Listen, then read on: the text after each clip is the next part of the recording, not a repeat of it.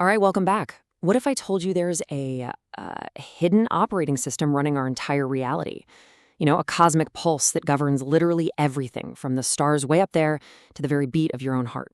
Well, today we're going to journey deep into the Pardes, the mystical orchard of secrets, to uncover exactly that. So here's what's on the docket. We're going to start with this incredible vision from the prophet Ezekiel and then dive right into the core mechanics of creation. Then we'll check out some really surprising ways it shows up in our modern world, and I promise, by the end of this, you'll start seeing this cosmic pulse everywhere in your own life. Okay, so let's just dive right in. If you can, just for a second, close your eyes. I want you to really try and picture this. Imagine these living beings made of pure light and fire. These are the Chayot, angelic forces that are basically the lifeblood of the cosmos. And they're surging forward, like in this ecstatic rush towards some infinite source. And then, just as quickly, they pull back. It's this endless rhythmic motion. They flash like lightning, just a constant, powerful pulse of energy lighting up all of creation. And get this, above them, there's this huge, unbelievably complex throne system, a celestial chariot with this geometry that's just impossible to describe. And right at its heart, there's a radiant figure, an interface of pure light. And then, beyond all of that, there's just an infinite, silent emptiness that dissolves into pure, endless being. So the big question is, what is this incredible, ceaseless motion? Well, this vision, which comes to us from the prophet Ezekiel and is explored super deep in the Zohar, has a name. It's called Ratsu V'Shov.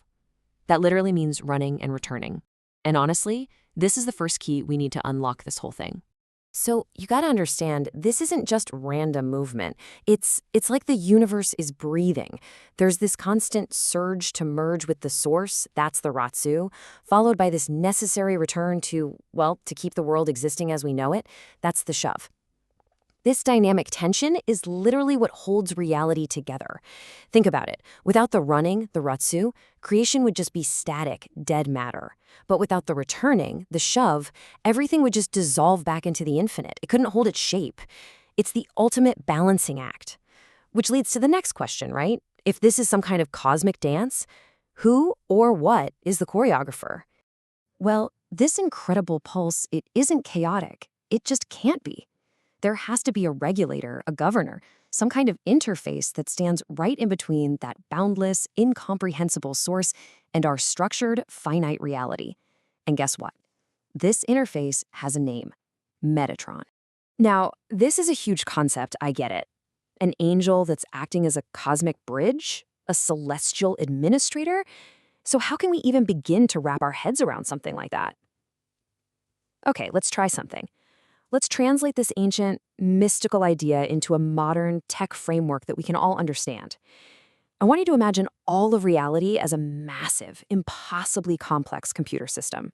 So in this analogy, the infinite, what we call the Ein Sof, is like a limitless source database. It contains all potential, all information, all being, everything.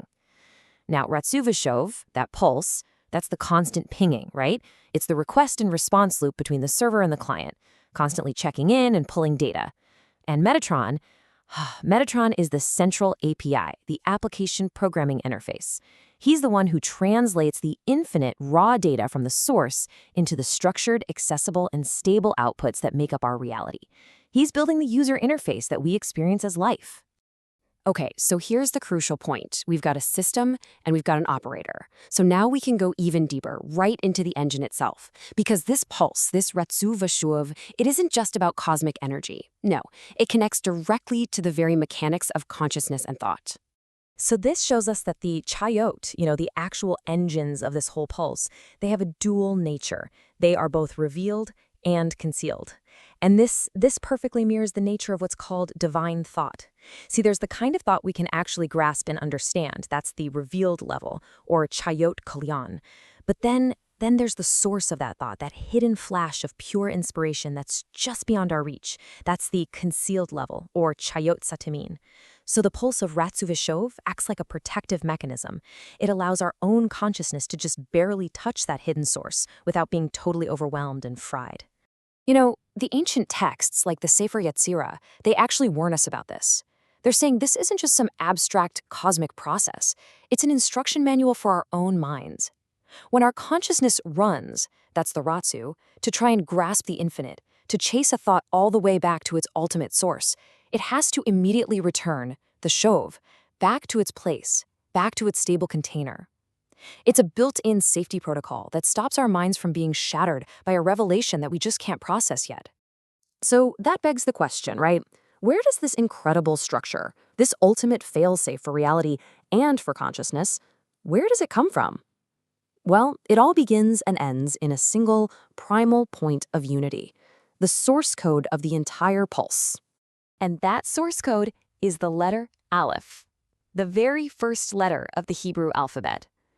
On the surface, it just represents pure, indivisible oneness. But if you look really closely at it, you'll see that within its very shape, it holds the entire secret of Ratsu and Shov. Yeah, the letter itself is literally a diagram of the cosmos. Look at it. It's made of 3 parts. You have the upper Yud, that's the higher world, the infinite potential. Then you have the lower Yud, that's our world, the finite, manifest reality. And connecting them is that diagonal Vav, which is the channel, the conduit between them. It's a complete schematic for all of reality, encoded in a single, elegant character. It's amazing. Exactly. So the Aleph isn't just some letter, it is the structural blueprint. The upper Yod is constantly longing to connect with the lower one, and the lower Yod is always trying to ascend to the upper. And that diagonal Vav, that is the path of Ratsu V'Shov. It's the bridge that allows for this constant, stable oscillation. The whole mechanism is right there in one beautiful, unified symbol, holding the ultimate paradox of existence in perfect balance. Okay, so now that we have this mystical blueprint, I'm telling you, you're going to start seeing this pattern everywhere. I mean, everywhere, even in our own modern creations. It's like a fractal that just repeats on every single level, from the cosmic all the way down to the technology we use every single day. Which brings us to a really cool modern analogy, a video game. I mean, think about it for a second. Ratsu V'Shov is just like a game world being constantly rendered and de-rendered. The character you see on your screen, that's created, returned into form. That's the Shov. But everything that's off-screen, all the other levels and enemies, they still exist as potential in the source code. They're running in the background. That's the Ratsu. And the game engine itself, the thing managing this whole process, well, that's our API, Metatron, making sure the illusion of a stable, playable reality never crashes. Or how about this? This brilliantly illustrates a core engineering principle. It's all about maintaining equilibrium. You can think of reality like an alternating current. That constant oscillation, that back and forth, is what prevents the whole system from being destroyed. It keeps it from getting a total power surge from the infinite, which would just fry all the circuits, and it also keeps it from a complete power failure into nothingness. Metatron, in this analogy, is the master transformer, stepping down the voltage to make sure it's just right for existence to keep on humming along. So look how far we've come. We've journeyed from the cosmic throne all the way to source code, from ancient prophets to modern video games. But you know, the ultimate purpose of this knowledge, like with all real wisdom, is to bring it back home, to actually integrate it into our own lives. And how does this cosmic pulse show up for us? I mean, it's everywhere, isn't it? Seriously, once you see this pattern, you can't unsee it. The most obvious one is your breath. The inhale is Ratsu, and the exhale is Shov. Your heartbeat, the contraction, systole, and the relaxation, diastole. Same thing. But it's in our minds, too. Think about that flash of creative inspiration, that spark that comes out of nowhere from the infinite. That's Ratsu. And the Shov? That's the hard work, the discipline you need to ground that idea and make it real. And that is the key. It's the rhythm of a healthy, integrated life. We're meant to reach for the sublime, in meditation or our art or whatever it is. That's our Ratsu. But we always have to return, to ground ourselves in our bodies, in our families, in our communities, to bring that light back into the world.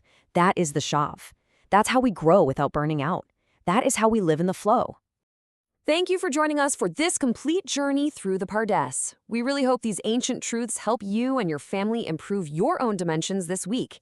If you enjoyed this full chapter deep dive, please do us a favor, like, subscribe, and share which part of the journey really touched your soul down in the comments. We'll see you in the next chapter.